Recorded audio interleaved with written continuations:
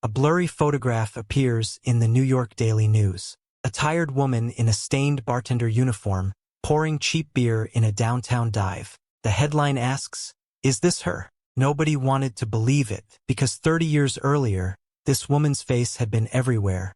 Magazine covers, movie posters, soldiers' pockets. She was untouchable, unreachable, perfect. So how did she end up here? Invisible, broke, and dying? What happened to Veronica Lake? This is the story Hollywood tried to forget. Her real name was Constance Frances Marie Ockelman. Born in Brooklyn, 1922. Nobody would remember that name, but everyone would remember what Hollywood made her into. Veronica Lake. The name itself sounded like a dream. Soft, mysterious, untouchable. In 1940, at just 18 years old, she walked onto a Paramount Pictures set as an extra. She had blonde hair that fell across her right eye in a way that seemed almost accidental. Effortless, seductive. The director noticed her immediately. Who is that girl? Within weeks, Paramount signed her. Within months, they'd created a phenomenon. The peekaboo hairstyle. One eye hidden behind a cascade of platinum silk. It became her trademark. Women across America copied it. Factory workers were literally getting their hair caught in machinery trying to look like Veronica Lake. The government had to ask her to change her hairstyle during World War II. For safety reasons. That's how powerful she was. By 1942, Veronica Lake was everywhere. She starred opposite Alan Ladd in This Gun for Hire. The chemistry was electric. The box office was massive. Paramount immediately paired them again in The Glass Key, then The Blue Dahlia. She was making $4,000 a week. In 1942, that's over $70,000 a week in today's money. She was 20 years old. Magazine covers, wore Bond tours, pin-up photos in every soldier's locker.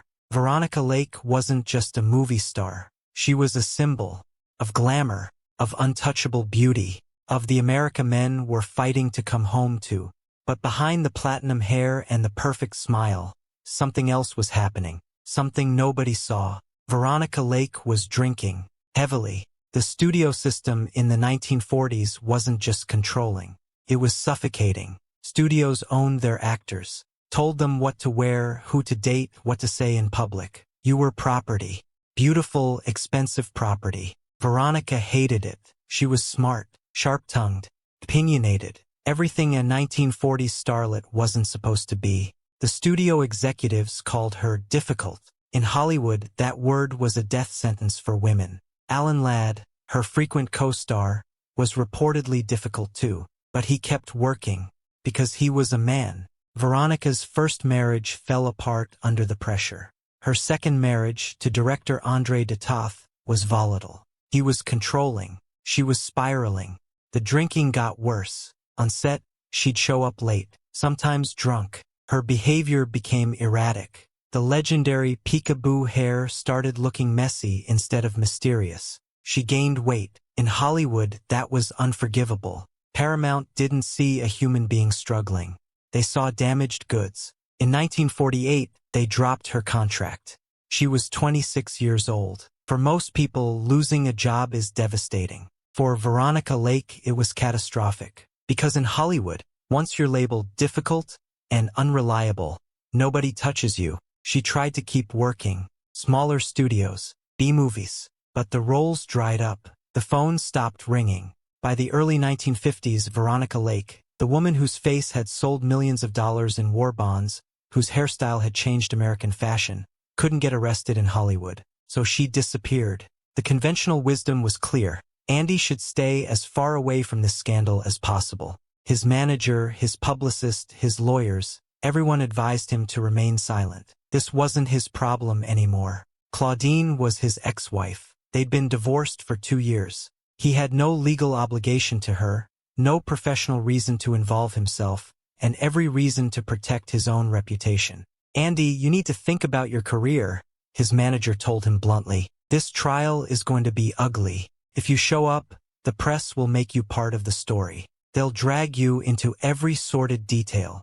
But Andy Williams had never been the kind of man who made decisions based on what was convenient or safe for his career. He thought about his children, who were terrified and confused. He thought about the woman he'd once loved, now sitting in a jail cell facing years in prison. He thought about the vows he'd made, not the legal marriage vows which had been dissolved, but the deeper human commitment to be there for someone when they needed help. And Andy made a decision that would shock Hollywood and America. He was going to Aspen, not as a witness for the prosecution, not as someone forced to testify, but as Claudine's defender. His team tried everything to talk him out of it. Andy, she might have killed a man. The evidence is pretty damning. Andy's response was simple and devastating. That's exactly why she needs someone to stand with her.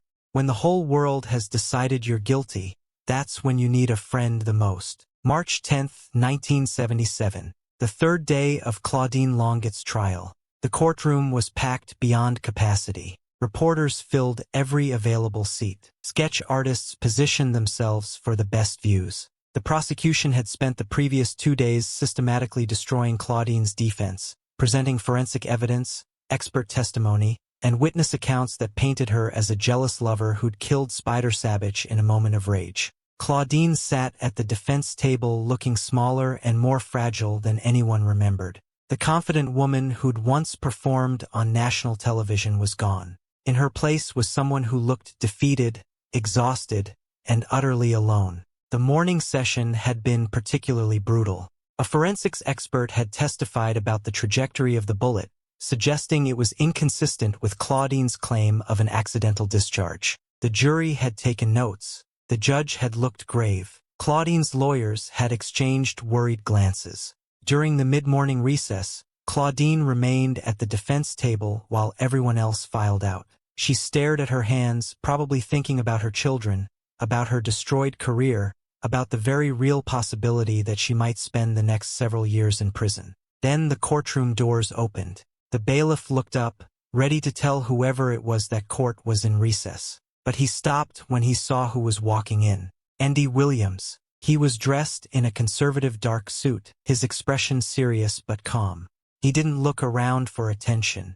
He didn't acknowledge the few reporters who'd remained in the courtroom. He simply walked down the center aisle with the quiet dignity that had always been his trademark. Every person in that courtroom stopped what they were doing to watch. Andy walked past the prosecution table, past the jury box, past the curious onlookers, and he took a seat in the first row of the gallery, directly behind the defense table, directly behind Claudine. Here's what makes Veronica Lake's story so devastating. It wasn't just that she fell from grace. Lots of stars have career declines. It's that the system that built her up had no safety net for when she came down. Hollywood in the 1940s created stars like products. They controlled every aspect of your life, took a huge percentage of your earnings, then dropped you the moment you stopped being profitable. Veronica Lake was a victim of that system, but she was also a victim of something else. The impossible standards placed on women in that era. She was supposed to be beautiful but not vain, talented but not ambitious, sexy but not sexual. And when she showed any complexity, any human flaws, she was labeled difficult.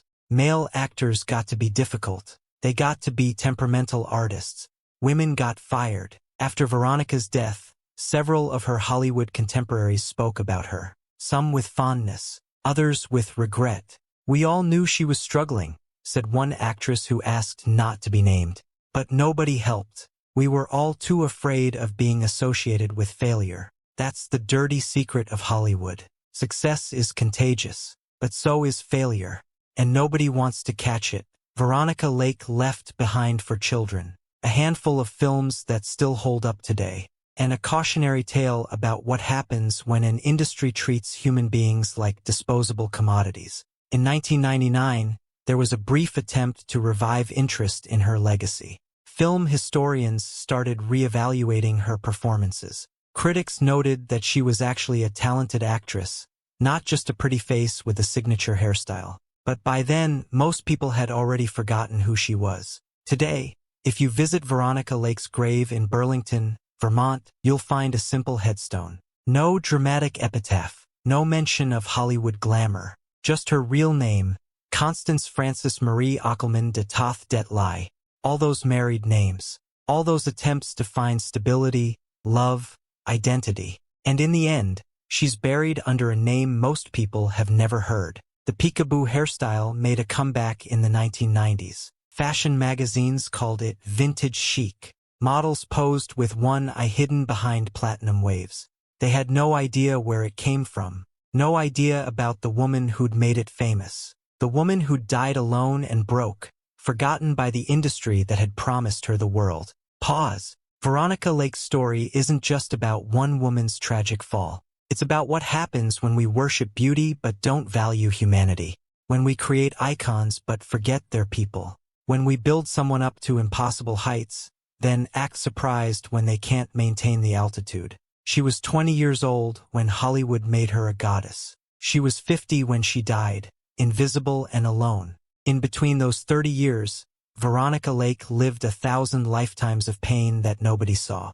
Because when you're beautiful, people assume you have no problems. When you're famous, people assume you have no struggles. Veronica Lake was screaming for help in a town where asking for help was seen as weakness. And by the time anyone noticed, she was already gone. If this story moved you, it's important we remember these names. Not just as cautionary tales, but as human beings who deserved better. Veronica Lake deserved better. Subscribe if you want to hear more forgotten stories from Hollywood's dark history. And share this with someone who needs to understand that behind every fallen star, there's a person who just wanted to be seen. Not as an icon, just as human.